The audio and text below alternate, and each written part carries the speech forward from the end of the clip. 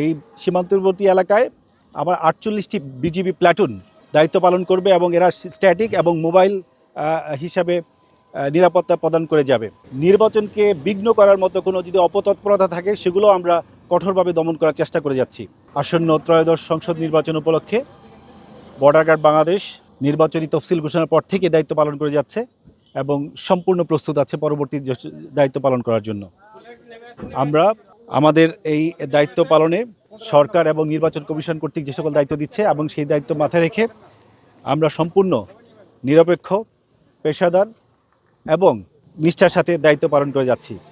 Thakurgaon sector, BGB sector এর দায়িত্বপূর্ণ এলাকা হলো ঠাকুরগাঁ, পঞ্চগড় এবং নীলফামারী জেলা। এই 3 জেলায় আমার 3টা ব্যাটালিয়ন দায়িত্বপ্রাপ্ত থাকবে। 3 জেলায় সর্বমোট 16টি উপজেলা আছে এবং এই 16টি উপজেলা 9টি নির্বাচনী আসন দেখভাল করবে এবং এটা অধিকাংশ এলাকায় আপনারা জানেন সীমান্তবর্তী এলাকা। এই সীমান্তবর্তী এলাকায় আবার 48টি বিজিবি প্ল্যাটুন দায়িত্ব পালন করবে এবং এরা স্ট্যাটিক এবং মোবাইল হিসাবে নিরাপত্তা প্রদান করে যাবে। এছাড়াও আমাদের K9 ডগ ইউনিট আছে, তারা দায়িত্ব পালন করবে। আমরা নিরাপত্তা জোরদার করে যাচ্ছি, আমরা গোয়েন্দা তৎপরতা বৃদ্ধি করেছি, আমরা বডি অন ক্যামেরা ব্যবহার করছি। এছাড়াও আমরা ড্রোন দিয়েও আমাদের পর্যবেক্ষণ চলমান রেখেছি এবং আমরা আমাদের দায়িত্ব পালন করে যাচ্ছি।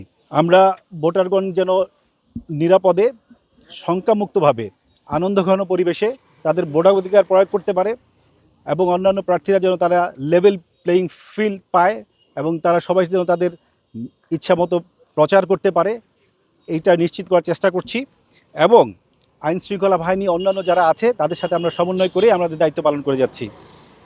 আমরা নির্বাচনী কালে আমাদের সীমান্তকে আমরা কঠোর নিরাপত্তার আওতায় রেখেছি, যাতে সীমান্তবর্তী যে সকল অপরাধগুলো হয়ে থাকে, চোরাচালান, অবৈধ পারাপার অথবা নির্বাচনকে বিঘ্ন করার মতো কোনো যদি অপতৎপরতা থাকে সেগুলো আমরা কঠোরভাবে দমন করার চেষ্টা করে যাচ্ছি।